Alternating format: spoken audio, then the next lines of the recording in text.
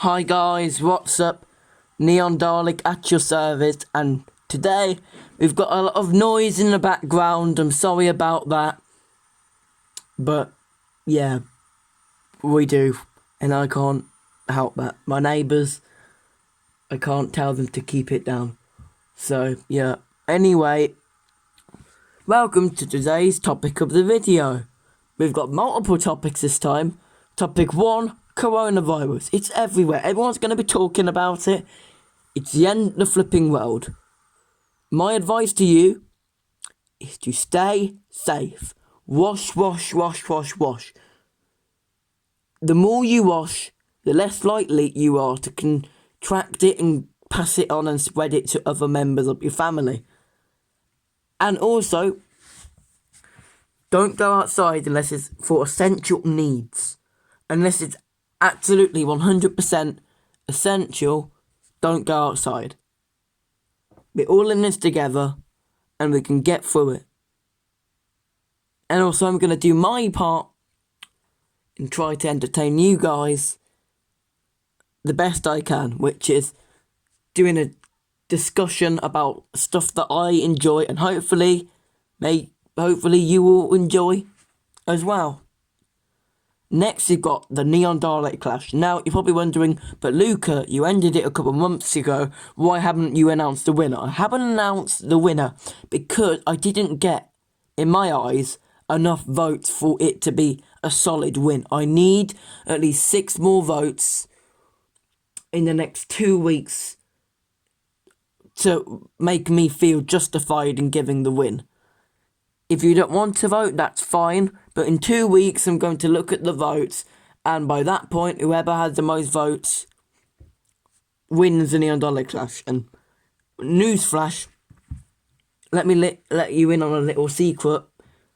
The Eternal Dalek is winning at the moment, so any 12th Doctor fans who want the 12th Doctor to win, you better start voting now, because it's still up for grabs. But anyway, on to today's main topic of the video, Transformers. More specifically, Decepticons. You may be thinking, Luca, Transformers has got nothing to do with Doctor Who, and you are completely correct. I want to spice it up a little bit on this YouTube channel, because even though the majority of my videos are Doctor Who related, you can see my other interests seeping through, like for example, Five Nights at Freddy's, The Amazing World of Gumball, Mario, Bendy and the Ink Machine, Pokemon, Godzilla, which I don't talk about much, but if you want me to do Godzilla videos, I'm open. And today's subject's Transformers. Now you may be asking, Luca, why are you doing a Transformers video? Because I want to get you guys hooked on the series. Now, I've lined up some of my Decepticons at the front. They're not all of them, because there's a lot more that I have, but these are some of them. And if you're wondering who the Decepticons are, they are the bad guys of the Transformers universe. You got Optimus Prime, who is the leader of the heroic Autobots, and Megatron, the leader of the treacherous Decepticons. And if you're wondering who Megatron is, he's that guy at the front. You know, the big grey one with the sword and the gun strapped to his side? That's Megatron. Now, there are many different Transformers continuities. There's the G1 timeline, which you're going to be discussing today. Then you've got the Transformers Robots in Disguise timeline, which I might do another video on. Then you've got the Unicron trilogy, Transformers Animated, Bayformers.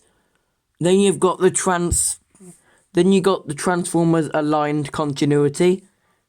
And then you've got the newer continuities, which is the Cyberverse continuity, and the most recent Transformers show, War for Cybertron. Now, people are thinking, is Transformers War for Cybertron connected to Transformers Cyberverse, which is one of the newer shows? I don't think so. I definitely don't think so. It could be, but I highly doubt it. So anyway, yeah. But today we're going to be discussing Transformers G1. So let me know if you enjoy this video, then leave a like and comment and say, I want to see more of this, please. And then I might make it. So anyway, these are Decepticons, and I want to talk about basically the main premise of the Transformers G1 cartoon, and then talk a bit about Beast Wars and Beast Machines, which are also later on in the timeline, which were the 90s shows, but are also in the G1 continuity, if that makes sense, if you are following. So anyway, these are the Decepticons, and basically, the Decepticons and Autobots are part of a race called Cybertronians. And these Cybertronians basically want this energy called Energon. They're two different parties. There is no definitive answer to why they started the war. Different timelines and continuities have their reasons to why they started. But the G1, in the G1 timeline, the explanation is the Decepticons. Well, basically, you have to go back. So basically, the Decepticons and Autobots were made by these things called the Quintessons, this alien race. You got the warriors and like the soldiers, and then you had the goods bots that would make stuff and they would build stuff. Basically, so basically they were a slave race. But then they rose up against the Quintessons, and then the Quintessons abandoned Cybertron, and then the Warriors became the Decepticons, and the factory-based goods bots became the Autobots. And they lived in harmony for a while, until the Warriors, aka the Decepticons, wanted to conquer other worlds, while the Autobots just wanted peace and quiet. And that's where the Autobots and Decepticon War was born. And then Megatron was built by the Constructicons. And apparently, basically, this is going to be a subject for another video, because the Constructicons timeline is really, really messy. And if this video does well and you want to know what on earth the Constructicons are and why their continuity is messy in the G1 timeline, let me know. But this video is going to be really complicated to newcomers, but hopefully you are following. So anyway, Megatron is made. He starts causing terror on Autobot cities alike. Then he shoots a guy and kills a guy called Orion Pax. Orion Pax is important because he gets made into Optimus Prime, the leader of the Autobots. And then Optimus Prime and Megatron basically are the leaders of their respected parties. And Optimus Prime has this thing called the Autobot Matrix of Leadership, which when a leader dies, they get replaced by a new guy, but the new guy, and each time they get replaced, they get given the Autobots Matrix of Leadership to basically pass on the torch, basically. So anyway, eventually Autobot scanners detect that there is an abundance of Energon on Earth, so they go there. But Decepticon spy Soundwave, which is this guy. He's not really in shot, is he? I'm gonna have to. There we go. Soundwave. He spies on them and then tells Megatron that they're going to Earth and there's all this Energon, and they want the Energon too. So they follow these 18 Autobots that go on the Ark, and they both crash land on Earth. And for thousands and thousands of years, they're in stasis. But then Teletran 1, but then a volcano erupts, and their communication device, Teletran 1, basically revives them and then makes some disguises so they would blend in on Earth so no one was suspicious, and that's how basically the Transformers look like cars and trucks and vehicles, because it's their disguises made by Teletran 1. So, the Autobots and Decepticons flee, and then they start fighting again, and that's basically where the plot of the G1 cartoon kind of gets set in stone. Autobots and Decepticons fighting with humans in between. That's basically the basic mechanics, what you need to know about the Transformers G1 continuity. But let's get on to the Decepticons. So we've discussed Megatron. He's the leader. Now we've got the second in command, Starscream. Now, Starscream is second in command of the Decepticons, but he is known to be very treacherous. He's basically a traitor. Basically, every single time that Megatron gets injured, he takes advantage of that and claims that he is the new leader. So many people are wondering, why on earth did Megatron not kill Starscream? He did eventually, but that will happen. That might be a discussion for another day. Anyway, yeah. Starscream. Also, here's another Starscream, a mini version. Starscream had 2 lieutenants. Skywarp, who is this purple and black version of him, and Thundercracker, who's this like blue and silver version of him. And basically, they're not Starscream, they're different characters, and they're known as a trio called the Seekers. If you're wondering why, there we go. Anyway, so those are the Seekers, and while Starscream is really treacherous, Skywarp is really loyal, and Thundercracker hates Starscream, and he wants to overthrow Starscream, sort of how Starscream wants to overthrow Megatron. So anyway, yeah. So far we've done Megatron, Starscream, Skywarp, and Thundercracker. Next we've got Shockwave.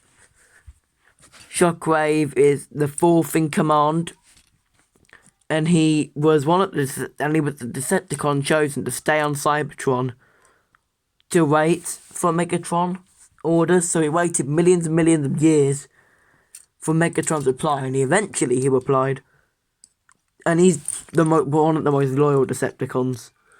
He's also one of the most powerful. He also transformed into a gun like Megatron does. A Cybertronian laser gun.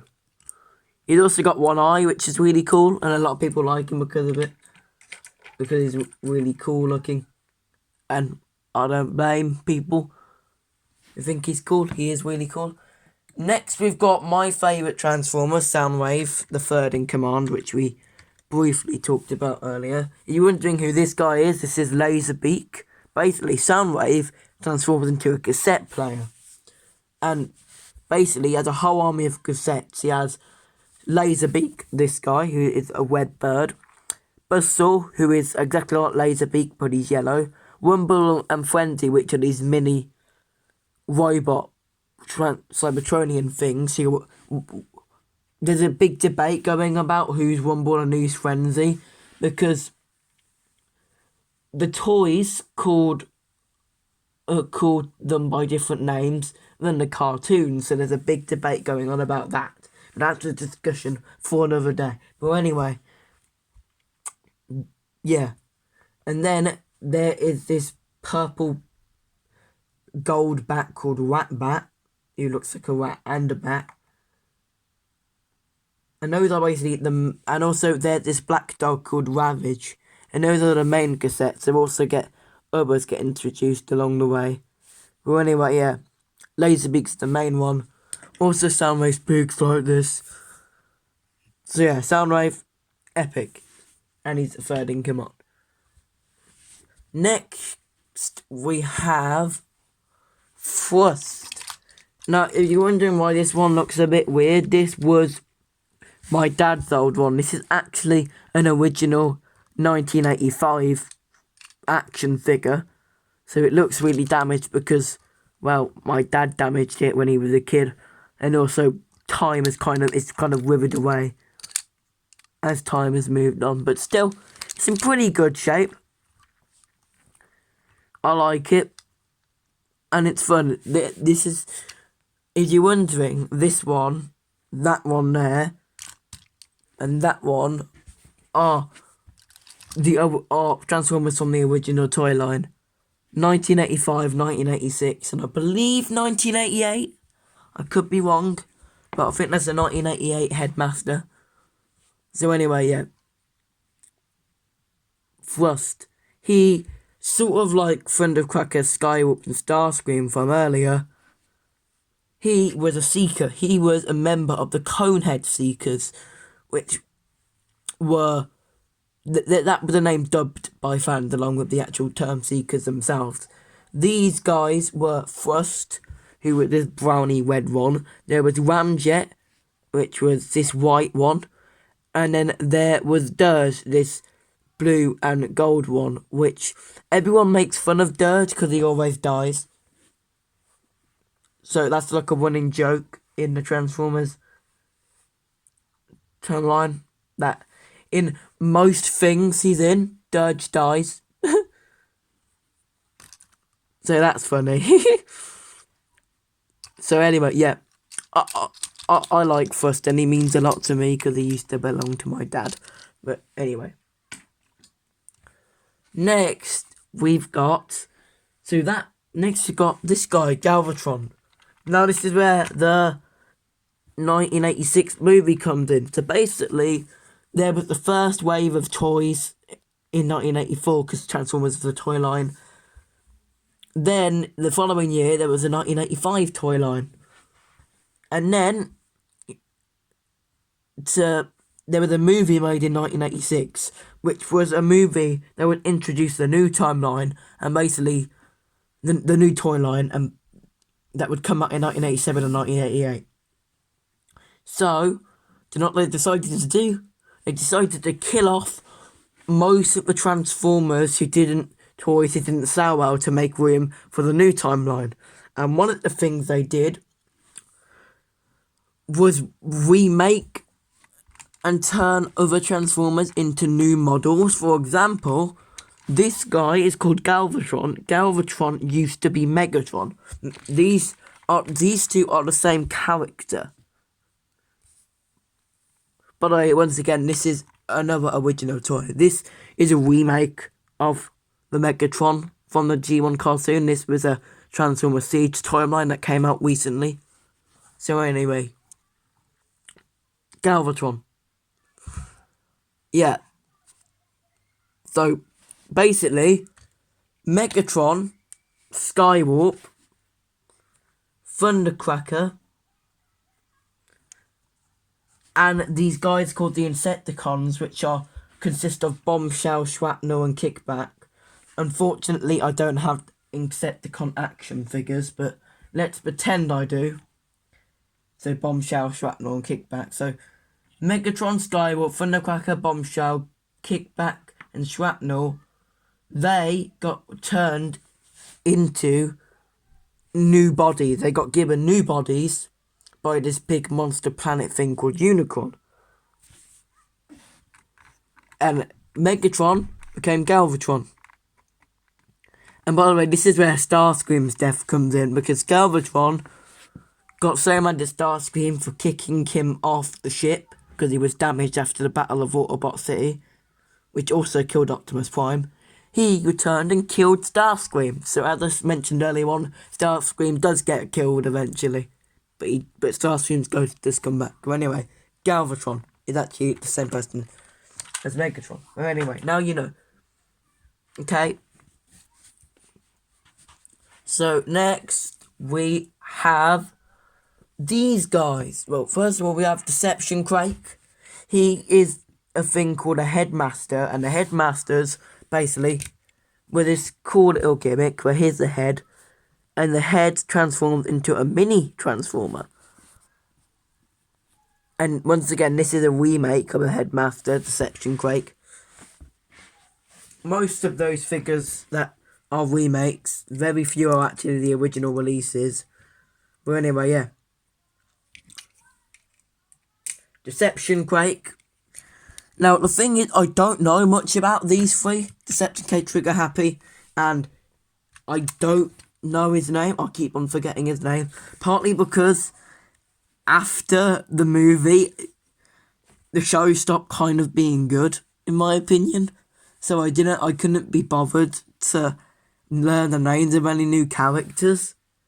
I know these two's names because I've got their cards here. It says their names, Deception Quake and Trigger Happy here, so I know who they are.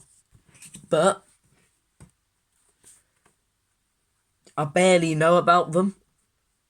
Other than Deception Quake is dumb and Trigger Happy is kind of smart. And also Trigger Happy turns into a jet and Deception Quake turns into a tank. Most people agree after the Transformers 1986 movie, the show started to suck. So, yeah. You know. So, and basically, season 3 was so bad that they cancelled the show. Which is a shame. But anyway, yeah. So you got Deception Quake and Trigger Happy. Their action figures are really cool. And then you got this guy, who was, once again, this guy is an original Transformer, a 1988 Transformer. And you're wondering, where's his head? Well, as I said, you know how those two are headmasters? He's also a headmaster. But as I said earlier, my dad played with them a lot. He lost his head. So I got given to him. When Dad gave it to me, it was headless. But still, I love it. It's like this gorilla battleship thing, and it's actually really cool. And it's a shame that it doesn't have the head, because the rest of the body actually is in good shape. So, oh wow. Did you know they remade this figure in Transformers Siege? So I might be picking up that figure. Not to replace this one, but to like sort of compare the similarities and differences. So sorry that I didn't have much of an explanation to that guy. And finally, so sorry that I didn't have much of an explanation to that guy, but finally we have this guy. Now this guy isn't actually appear in the G1 cartoon. That guy is a Bayformer, and if you're wondering what the heck is Bayformers, it's basically a dub that the fans call the Michael Bay movies. You know, the Transformers live action movies, those ones directed by Michael Bay. We call them Bayformers, and they're known for making lots of money, even though they're not really good at all. In the third film of Bayformers,